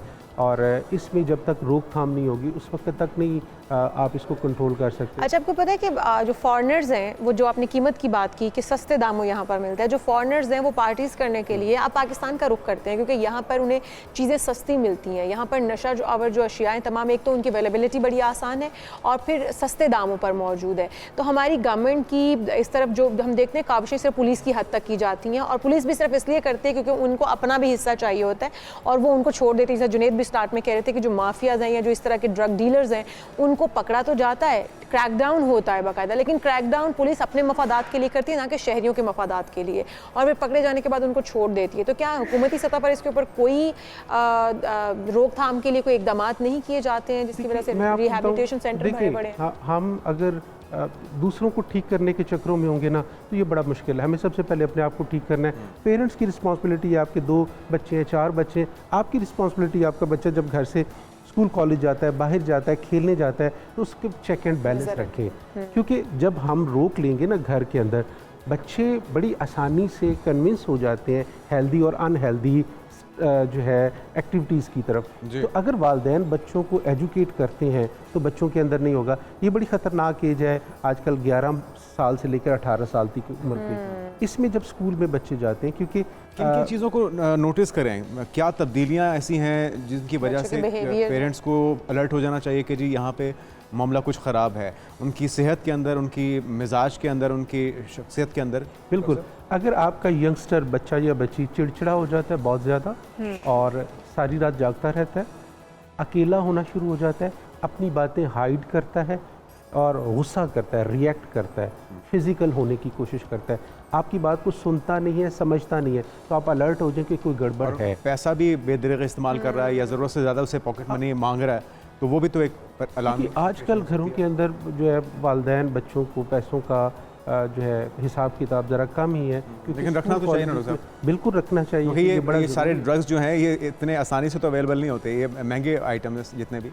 डेफिनेटली, और बच्चों की पॉकेट मनी में अफोर्डेबल भी नहीं है। देखिए, मैं अभी एक ये करीबी एक बड़ा अच्छा लड़कों का स्कूल है, तो वहाँ पर मुझे टीचर बता रहा था कि बच्चे के पॉकेट से वेप निकला जो कि वो बहुत अच्छा और कीमती था। कहते हैं हमारी पॉलिसी हम ले लेते हैं और उसको ज़ाया कर देते हैं। तो पेरेंट्स आ गए, उसने कहा कि मैं तो फ्रांस से लाया था, ये बड़ा महंगा था, आप इसको हमें पे करें। ये पेरेंट्स कह रहे ये हैं। पेरेंट्स कह रहे हैं कि आपने किस आपको कैसे ज़रूरत हुई कि आपने हमारा अच्छा, डॉक्टर साहब एक और चीज़ भी है ना कि स्कूलों के अंदर क्योंकि इसका आगाज़ होता है, आपके साथ बैठने वाले बच्चे इस तरह के हैं, कोई किसी ना किसी के घर में हो रहा है, किसी ना किसी की सराउंडिंग में हो रहा है, वो दूसरे बच्चों को भी इसकी तरफ ला रहा है।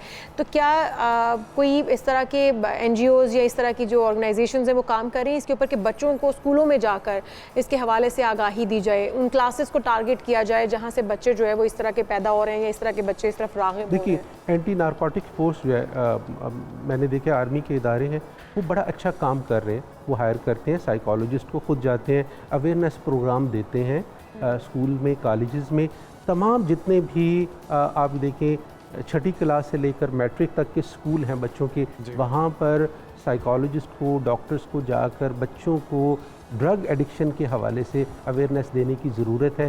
क्योंकि अगर आप इसको बिनाइन अनहार्मफुल समझते हुए इस्तेमाल करेंगे तो फंस जाएंगे। अच्छा डॉक्टर साहब, अगर एक बच्चा इसमें मुब्तला हो गया, उसका ट्रीटमेंट फिर किन किन तरीक़ों से हो सकता है? क्या सिर्फ काउंसलिंग से या फिर मेडिसिन, और मेडिसिन इस्तेमाल करने के बाद भी अगर वो ख़ुद दोबारा से इस्तेमाल करना चाह रहा है तो उसका कोई तोड़ है? जी बिल्कुल। देखिए, ड्रग एडिक्शन 3 स्टेजेस पर चलती है, जो समझा देता हूँ। पहली स्टेज जिसमें ड्रग आपको फ़ायदा दे रही होती है, नुकसान नहीं देती, क्योंकि सब्सटेंस है, ड्रग्स है, तो ये आपको हाई करती है, कूल करती है, मज़ा आ रहा होता है। दूसरी स्टेज में ड्रग आपको 50% तो फ़ायदा देती है, लेकिन 50% अब नुकसान भी देना शुरू देती है, आपको प्रॉब्लम्स आपके रवैये ख़राब होना जाते हैं। ये थर्ड स्टेज है जिसमें सिर्फ नुकसान ही होता है, वर्स्ट स्टेज होती है। हमारे पास अमूमन उस वक्त लोग आते हैं, हम कहते हैं पहली स्टेज से पहले आ जाएं या पहली स्टेज पर आ जाएं, उसमें काउंसलिंग बहुत बेहतर रोल प्ले करती है। लेकिन अगर थर्ड स्टेज पर आएंगे तो फिर काउंसलिंग नहीं है, फिर उसको रिहेबिलिटेट होना पड़ेगा, उन बच्चों को दाखिल करवाना पड़ेगा। अच्छा, अगर आपके पास कोई पेशेंट आता है तो कि कोई ऐसा पेशेंट भी आता है जो बिल्कुल रिकवर होकर वापस जाए और उसके बाद वो उस लत को बिल्कुल छोड़ चुका हो? क्योंकि मेरे ड्राइवर, मैंने उनको 5 से 6 दफ़ा जमा करवाया है और वो इतने टाइम से हमारे साथ थे कि जवान बूढ़े हो गए, फिर उनको 3 से 4 दफ़ा जमा करवाया और हर दफ़ा उनकी बेगम आके शिकायत करती थी, उनको जाके जमा करवा के आते थे और वहाँ से वो छोड़ के दावा करते थे कि मैंने छोड़ दिया, मुझे बस घर ले जाएं, मुझे बस घर ले जाएं।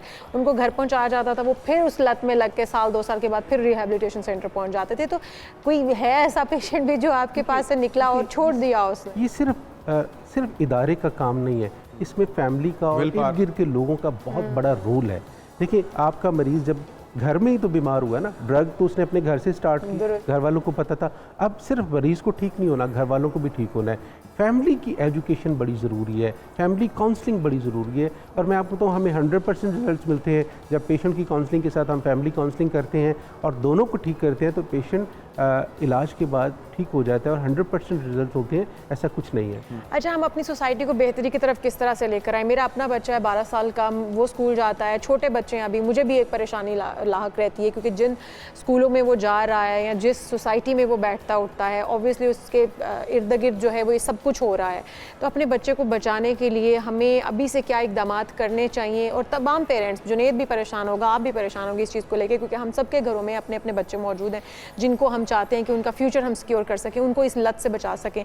तो हुकूमती सतह पर क्या इकदाम होने की ज़रूरत है जिससे ये जड़ से उखाड़ फेंका जा सके? और हमें इंडिविजुअल, जिस तरह आप कह रहे हैं कि पेरेंट्स को अपने बच्चों के ऊपर फोकस करना होगा, तो अपनी सोसाइटी के इर्द गिर्द हमें ऐसे लोगों की अगर निशानदेही हो रही है, पता चल रहा है, तो हम क्या करें? देखिए, सबसे पहले पेरेंट्स को अपने बच्चों को टाइम देना है। हमारे यहाँ आजकल पेरेंट्स के पास बच्चों के लिए टाइम नहीं है। ख़ास तौर पे अगर लड़का है तो बाप की तरफ से उसको तवज्जो मिलनी चाहिए। माँ सारा दिन घर होती है, माँ बाप को एक पेज पे होना चाहिए, यूनाइटेड होना बड़ा ज़रूरी है। अगर माँ अपने बच्चे की कोई भी बात अपने हस्बैंड से हाइड करती है सिर्फ इस डर से कि उसको डांट पड़ेगी, तो मैं आपको तो वो बच्चों को रीइंफोर्स करता है और वो किसी न किसी गलत चीज़ की तरफ लेके चला जाता है। दूसरा, जो जहाँ पे आप रियासत की बात, हुकूमत की बात कर रहे हैं, हुकूमत की जिम्मेदारी है कि अवेयरनेस प्रोग्राम ज़्यादा से ज़्यादा देने की ज़रूरत है। मैं आपको बताऊँ, जब अवेयरनेस प्रोग्राम होंगे, टीवीज़ में, ड्रामाज में, शोज़ में ऐसी बात होगी तो सुनने वाले सुनेंगे। मैं आपसे कह रहा हूँ कि वेप, वैलो, शीशा ये इंतहाई नुकसानदेह है, इसको नहीं करना, फ़न के लिए भी नहीं करना। और अगर कोई बच्चा ये बात सुनकर नहीं इस्तेमाल करता तो इसका मतलब है हमने किसी एक को ठीक कर लिया, ठीक है। तो उसमें ज़्यादा से ज़्यादा अवेयरनेस देना ज़रूरी है, क्योंकि जो करवाने वाले होते हैं वो कहते हैं ये इससे कुछ नहीं होगा, ये हार्मफुल नहीं है, ये नुकसानदेह नहीं है, करो मज़ा आएगा। और बाकी करते हैं तो मज़ा आता है, शुरू में मज़ा आता है, उसके बाद फिर आपको क्या कुछ नुकसान है, वो बीमारी बन जाता है। कॉस्ट अदा करनी पड़ती है आपको, फिजिकली भी और मेंटली भी, उसका अंदाज़ा कुछ वक्त के बाद होता है। अच्छा डॉक्टर साहब, जिस तरह हमने देखा कि बाज़ ऐसे अद्वियात हैं जो कि उसके बाद सिगरेट इस्तेमाल नहीं कर सकते आप चाह के भी सिगरेट नहीं पीते, वो इतनी कड़वी, वो बदजायका लगती है कि आप सिगरेट का इस्तेमाल छोड़ना ही अल्टीमेटली आपको पड़ता है। कुछ ऐसे पेस्ट होते हैं, तो क्या नशा छुड़वाने के लिए भी कुछ ऐसी मेडिसिन है कि नशे की जो एक नीड है या जो अर्ज है वो ही ना रहे और आप नशे को जो एक एंजॉय करते हैं वो करना छोड़ दें? कोई ऐसी मेडिसिन भी है जिसका इस्तेमाल किया जाता है? देखिए, ड्रग्स का इफेक्ट दो तरह का है, लोकल जिस्म बॉडी पर है, सेंट्रल ब्रेन पर है। ब्रेन पर जब इफेक्ट होता है तो आप हाई फील करते हैं, आपको मज़ा आता है, आप इंजॉय कर रहे हैं। अगर आप छोड़ना चाहते हैं फिर दवाइयाँ काम करती हैं, ऐसी दवाइयाँ मौजूद हैं जो कि जिनके इस्तेमाल से आप सिगरेट भी छोड़ देते हैं, आप ड्रग्स भी छोड़ देते हैं, लेकिन उसके लिए छोड़ने वाले की रजामंदी होना ज़रूरी है। अच्छा। अंदर से आपके वो विल पार होनी चाहिए। अगर वो ये चाहता है तो मैं आपको बताऊं, फिर दवाइयाँ और काउंसलिंग आसानी के साथ बड़ा स्मूथली, और वो मैं आपको बताऊं आपके विड्रॉल्स को 70 to 80% कंट्रोल कर लेती हैं। ऐसा नहीं है कि आपके लिए मुश्किल होगा। एक सवाल डॉक्टर साहब आपसे और मैं पूछना चाहूँगा कि ये जो इस्तेमाल है ये आपके ब्लड में जा रहा है, ऑब्वियसली जितना भी आप नशा, चाहे वो ड्रग्स हैं, चाहे वो अल्कोहल है, सारा कुछ। तो अगर आप इसका इस्तेमाल छोड़ देते हैं तो आपको दोबारा से आपके लंग्स को, आपके ब्लड को, आपके इंटरनल पूरे सिस्टम को रिफ़्रेश होने में कितने साल, कितने महीने लग जाते हैं और फिर आपको उसके पॉजिटिव असरात बजाय नज़र भी हैं? जैसे मैंने कहा ना, ये लोकल इफेक्ट है, बॉडी पर है और सेंट्रल ब्रेन पर है। अगर आप टोटल ड्रग फ्री हो जाते हैं तो 90 डेज़ में आपके बॉडी के वाइटल ऑर्गन्स बिल्कुल क्लीन हो जाते हैं। 90 डेज़ में 120 डेज़ में आपका ब्रेन जो है वो हेल्दी ब्रेन में कन्वर्ट होना शुरू हो जाता है। उसके बाद उसको अर्ज नहीं होगी। आपको 4 चाहिए, 4 महीने चाहिए। अगर आप मुकम्मल छोड़ उसमें आप मुकम्मल ठीक हो जाते हैं, मुकम्मल ठीक हो जाते हैं। अब अगर कोई करता है तो वो जानबूझ के करता है। नहीं, हम कोशिश करेंगे कि हम छुड़ा पाएं हमारे इर्द गिर्द दोस्त हम दुआ करते हैं कि जो भी कावे 4 महीने के। अच्छा, हमारा पैनल भी ये जानना चाह रहा था कि निकोटिन पॉकेट्स आते हैं, पाउच आते हैं, तो क्या उनको छोड़ना आसान है कि नहीं, क्योंकि वो छोड़ना चाह रहे हैं हमारे मॉडर्न निस्वार है ना आजकल के दौर की। वो देखिए, वो बेसिकली तो निकोटीन, ये तंबाकू ही है ना, तंबाकू का इस्तेमाल, इसको छोड़ना आसान है। अगर आप छोड़ना चाहते हैं, मेडिसिन मौजूद हैं, मेडिसिन आपकी हेल्प करती हैं क्योंकि ये आपकी डिपेंडेंसी कॉज करता है। कोई भी सिगरेट पीने वाला, तंबाकू का इस्तेमाल करने वाला, चाहे वेप है, वैलो है, तो उसको हर काम के लिए सिगरेट का इस्तेमाल। अच्छा डॉक्टर साहब, अगर मैं छुड़वाने पे आती और मैं रिहैबिलिटेशन सेंटर में कोई डॉक्टर होती तो मैं इन सारों को उल्टा लटका देती और उसके बाद में या वो छोड़ देते या फिर इशार शुरू कर देते, कुछ तो। Thank you so much doctor साहब, हमारे साथ मौजूद थे। और आज जिस तरह से इस चीज़ पे बात करने का मकसद भी है कि मनशियात के गैर कानूनी स्मगलिंग के खिलाफ आलमी दिन मनाया जा रहा है, इसके इस्तेमाल को किस तरह से कम किया जा सकता है, इस पर बात की गई और हमें सबको इसमें कंट्रीब्यूट करना होगा। बिल्कुल जी, हम यहाँ पर एक ब्रेक शामिल करते हैं, आप कहीं मत जाइएगा, दीगर अहम इश्यूज होंगे, लेकिन एक ब्रेक के बाद स्टे विद अस।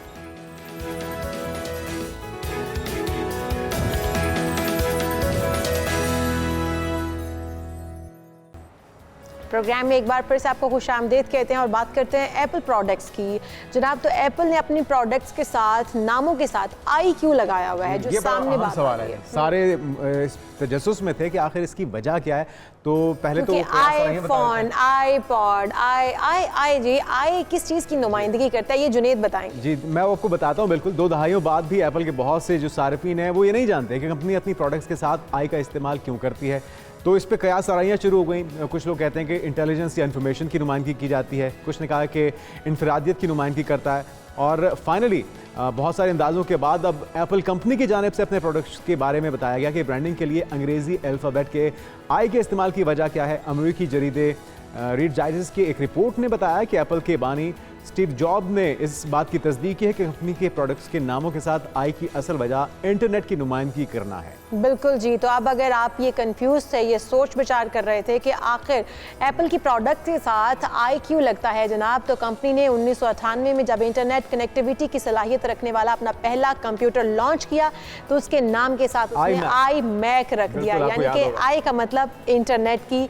अब तसलसल के साथ जो है वो आपको इस्तेमाल यकीनी बनाने के लिए इंटरनेट कंपनी जो है आई कंपनी ने, आईफोन कंपनी ने, ये एप्पल कंपनी ने साथ में आई का इस्तेमाल करना शुरू कर दिया। तो अब आपका जो कन्फ्यूजन थी वो क्लियर हो गई होगी कि ये इंटरनेट की नुमाइंदगी करता है आई। और जैसे जैसे कंपनी तरक्की की गई इसकी तरफ से, तो साथ साथ आई के इस्तेमाल की तशरीह भी बदल गई और अब इसका इस्तेमाल इंटरनेट की नुमाइंदगी तक महदूद नहीं रहा, बल्कि अब ये इंटरनेट इंफॉर्मेशन और कंपनी की प्रोडक्ट्स के ज़ाती इस्तेमाल और तालीमी सलाहियत पर भी जोर देता है। तो हमने सोचा कि आप लोगों की या जो आईफोन यूजर्स जो लोग कंफ्यूज हैं उनकी कन्फ्यूजन को दूर कर दिया जाए। लेकिन साथ साथ अब अपने अगले मौजू की तरफ आते हैं, डिजिटल जनरेशन और स्क्रीन टाइम। आज की नस्ल अपने वालिदैन के मुकाबले में कम ज़हीन क्यों है, ये सवाल भी आजकल बड़ी ज़ोरों शोर से उभर रहा है। बिल्कुल जी। और अब जो डिजिटल हमारी तमाम जनरेशन है उनको क्या कहा जाए। फ्रांसीसी नेशनल इंस्टीट्यूट ऑफ हेल्थ में तहकीक करने के बाद डायरेक्टर फ्रांसीसी न्यूरो साइंसदान माइकल डेम्सरिक ने ये ताज़ा तरीन किताब का उन्वान लिखा, जिसमें उन्होंने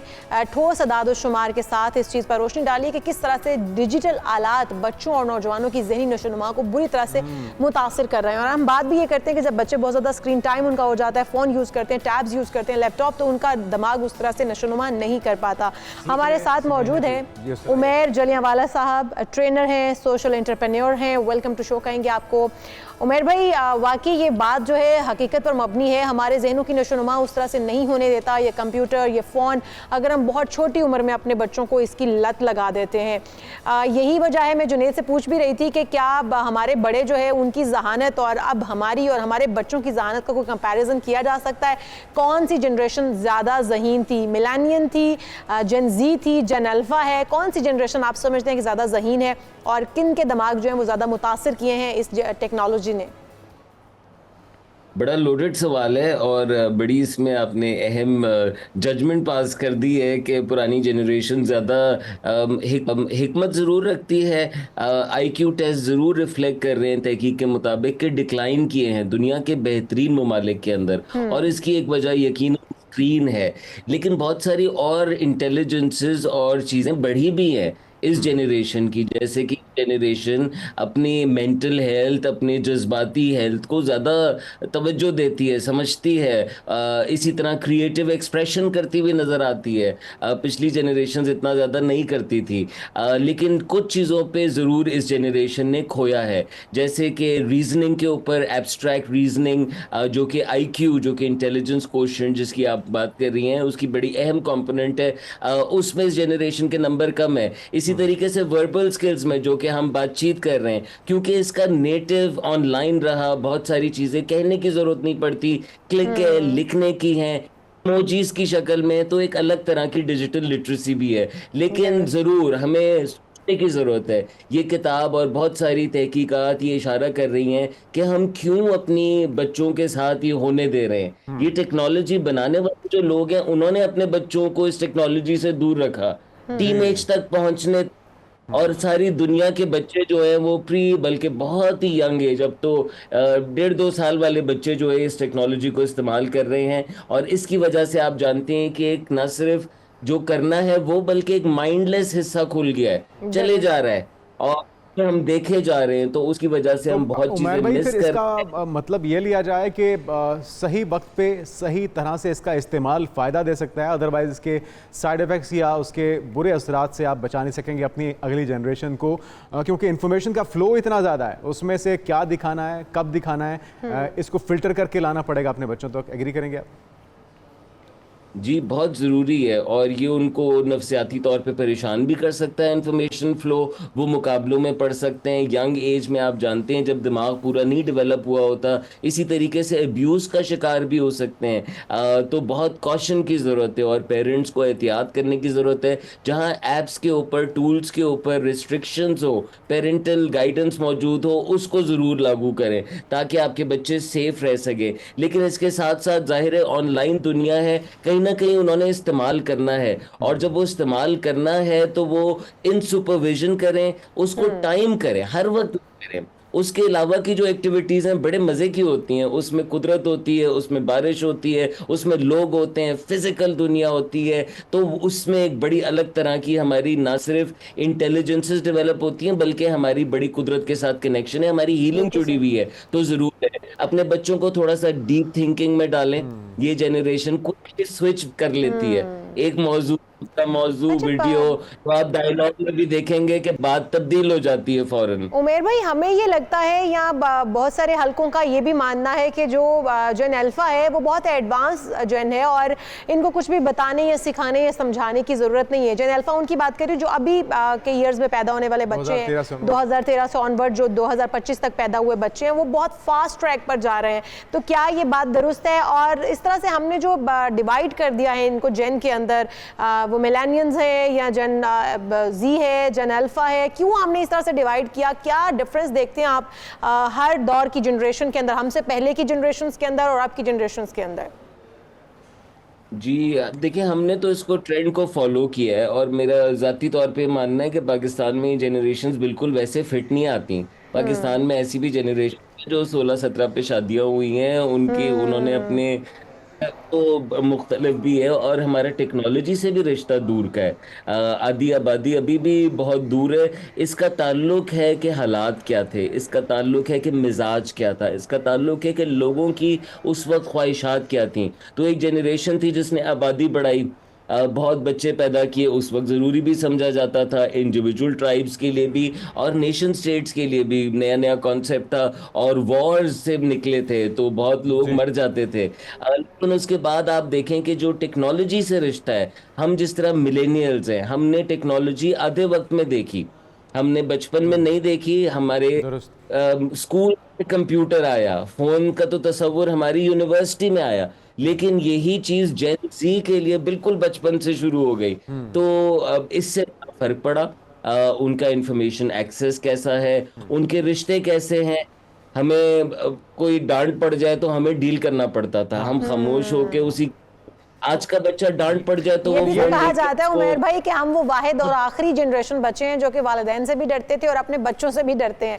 आपकी जो आने वाली जनरेशन है ना तो वालिदैन से डरते हैं और ना ही बच्चों अपनों से डरते हैं। डरपोक साबित हुए। अच्छा, ये उमेर भाई ये कितना जरूरी है? देखिए, हर जनरेशन की अपनी खुसूसियात होती हैं, ये बात बिल्कुल दुरुस्त नहीं है। अल्लाह ने 1,24,000 पैगाम बर भेजे एक ही पैगाम लेके, फिर भी अपनी किताब में इंसान नाशुक्रा है, फिर भी अपनी किताब में कितनी इंसान की बिल्कुल बेसिक चीजों की।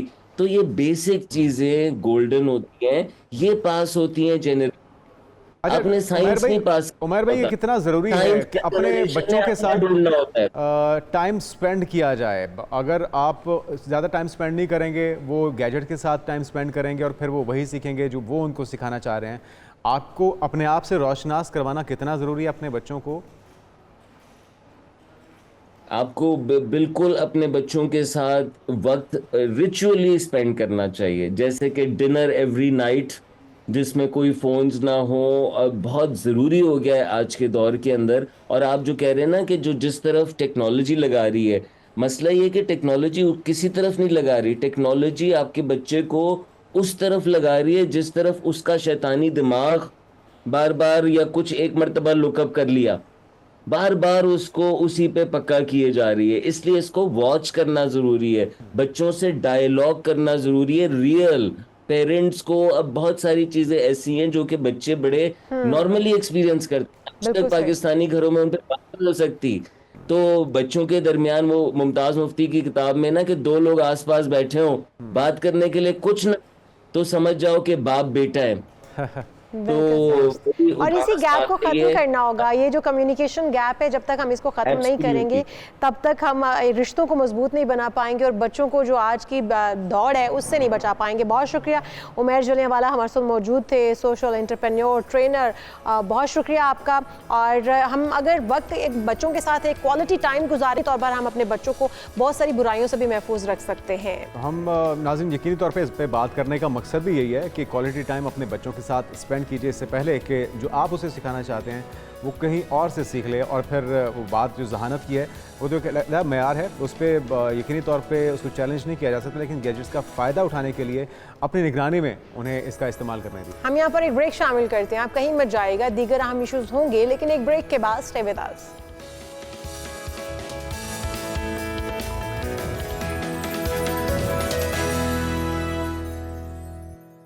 नाज़रीन वेलकम बैक। बात कर लेते हैं पाकिस्तान में सालाना शरह की बच्चों की कब्ल अज़ वक्त पैदाइश। 40 लाख से ज़्यादा बच्चे कब्ल अज़ वक्त पैदा होते हैं, जबकि 10 लाख बच्चे मुख्तलिफ तिबी पेचीदगियों के बायस जांबर ही नहीं हो सकते। और यूनिसेफ की रिपोर्ट जो है वो ये कहती है कि पाकिस्तान में रोज़ाना तकरीबन 700 बच्चे 1 माह की उम्र तक पहुँचने से पहले ही मर जाते हैं, जबकि रोज़ाना 665 मुर्दा बच्चे भी पैदा होते हैं। इन अमवात की बुनियादी वजूहात बच्चों की कब्ल अज़ वक्त पैदाइश है, क्या और वजूहात हो सकती हैं, क्या ऐसी पेचीदगियाँ हैं जिनकी वजह से ज़च्चा और बच्चा दोनों जो है उनकी ज़िंदगी ख़तरे में होती है, ख़तरे से दो चार होती है। हम इस पर बात करेंगे। हमारे साथ डॉक्टर अरीबा साकिब मौजूद हैं, गायनेकोलॉजिस्ट। वेलकम टू शो कहेंगे डॉक्टर अरीबा आपको। डॉक्टर साहब, ये मामला यकीनी तौर पर बड़ा ही संगीन मसला बन चुका है अब तो, और हम देखते हैं कि बहुत सारे अब लड़कियां जो हैं उनके ऑपरेशन से बच्चे पैदा होते हैं, सी सेक्शन करने पड़ते हैं।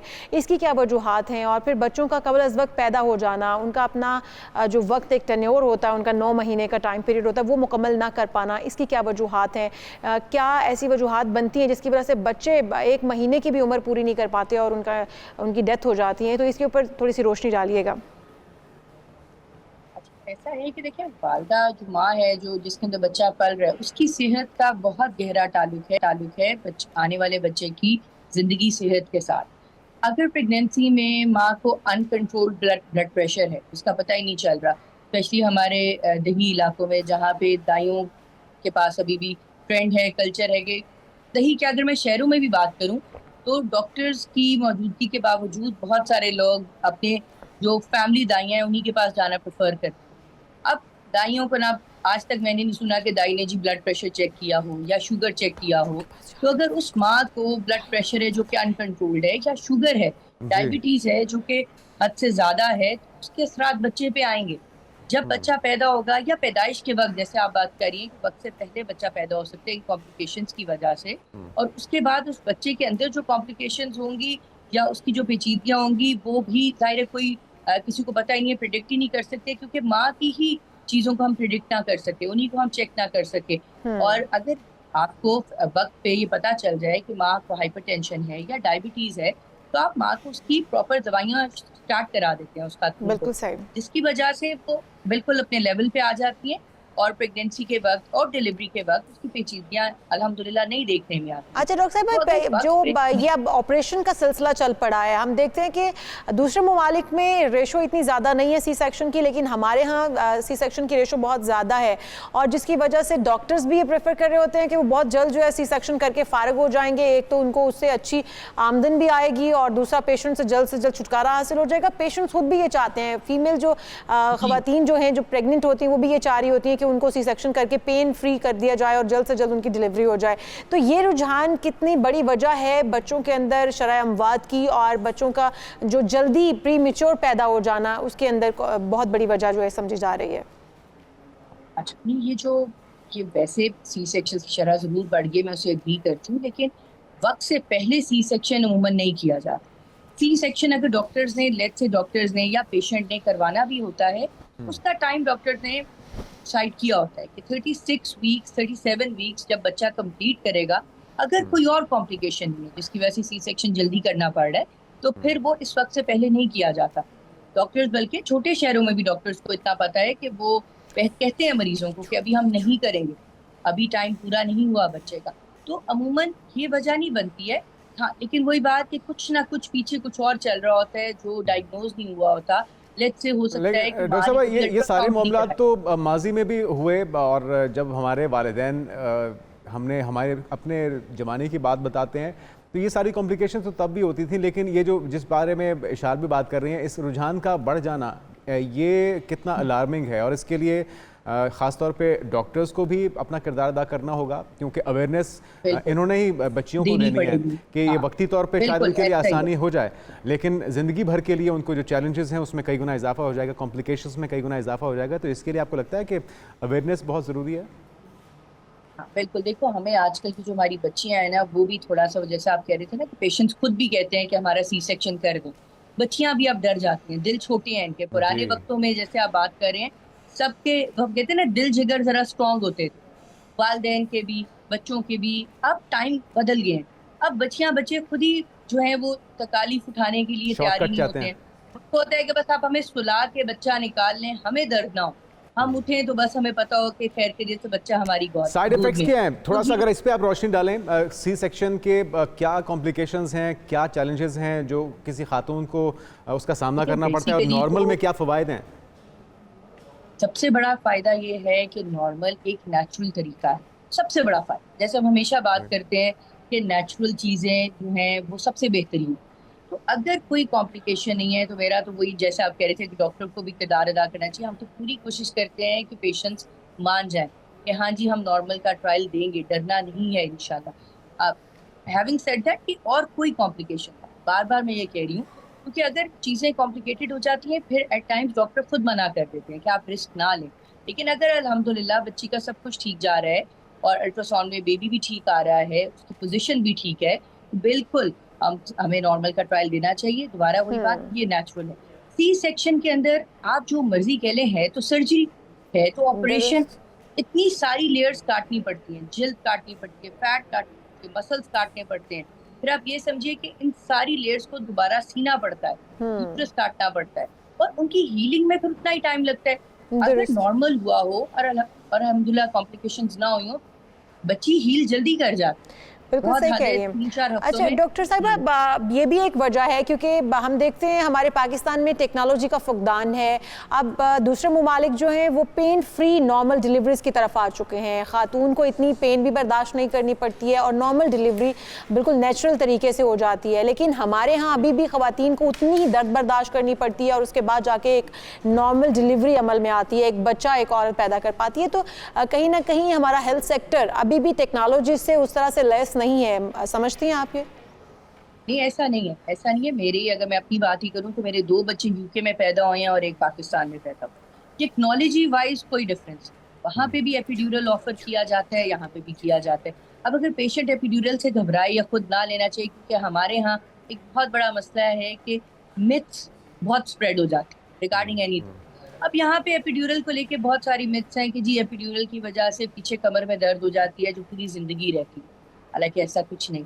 लेकिन अब बहुत सारी बच्चियां इस मिथ को जहन में लेके आती हैं और वो कहती हैं जी हम एपिड्यूरल नहीं लेना चाहते, और बाहर भी यही ऑफर होता है, क्योंकि मैंने भी नहीं डॉक्टर साहब, मैं एपिड्यूरल के अलावा बात कर रही हूँ, टेक्नोलॉजी की मदद से, मशीन की मदद से आपको पेन फ्री कर दिया जाता है। टीके वगैरह हैं, नहीं टीके वगैरह है, लेकिन पेन फ्री आप उनसे नहीं होते, आपको पेन के साथ बच्चा पैदा करना पड़ता है। वो सारा यहाँ पे भी है, वो आपको गैस ऑफर करते हैं, हम भी ऑफर करते हैं, ठीक है। पेन देखो, असल में जो चाइल्ड बर्थ है ना वो है थोड़ी सी माँ के लिए मुश्किल, जो सीधी बात है, चाहे वो पाकिस्तान में है, चाहे वो अमेरिका में है, चाहे वो कनाडा में, ठीक है। ऐसे ही नहीं अल्लाह मियां ने माँ के पाँव के नीचे जन्नत रखी है, जन्नत पाने के लिए थोड़ी सी माँ को मेहनत करनी होगी। ठीक है, बहुत शुक्रिया डॉक्टर अरीबा साकिब साहिबा। और वक्त से पहले जो कबल वक्त पैदाइश है ना वालिदा के लिए, माँ के लिए, उसके लिए मसाइल कॉम्प्लिकेशन है, बल्कि जो बच्चा और बच्चा दोनों के लिए भी बहुत सी बीमारियाँ और कॉम्प्लिकेशंस का बायस बनता है। इसलिए डॉक्टर्स को भी और पेरेंट्स को भी, उन बनने वाली जो माएँ हैं नई, उनको भी सोचना होगा कि बच्चे की ज़िंदगी के लिए, उसको कॉम्प्लिकेशन से बचाने के लिए एक तो उसका वक्त पूरा होना बहुत ज़रूरी है, और दूसरा उसको इन पेचीदगियों से बचाने के लिए नॉर्मल डिलीवरी होना बहुत ज़रूरी है। बिल्कुल। और इससे पहले कि हमारे से आज के प्रोग्राम से आपको इजाज़त चाहें, आज आपको बताएं कि मुहर्रम का चाँद देखने के लिए रोयत हिलाल कमेटी का इजलास भी होगा, और मुमकिन तौर पर अगर चाँद नज़र आ जाता है तो यकुम मुहर्रमुल हराम और नए इस्लामी साल का आगाज़ हो जाएगा। सऊदी अरब में चांद देखा गया था और हमने आपको बताया कि नए साल के आगाज़ में ग़िलाफ़े काबा की तब्दीली का जो अमल होता है उसको भी यकीनी बनाया जाता है। तो पाकिस्तान में लेकिन रोयत हिलाल कमेटी आज चांद देखेगी, और अगर चांद नज़र आ जाता है तो आज मगरिब के बाद यकुम मुहर्रमुल हराम जो है वो शुरू, उसका आगाज़ हो जाएगा। हमारे प्रोग्राम का वक्त खत्म हो चुका है, आपसे इजाज़त चाहेंगे, कल फिर आपसे मुलाकात होगी, तब तक अपना ख्याल रखिएगा। अल्लाह हाफ़िज़।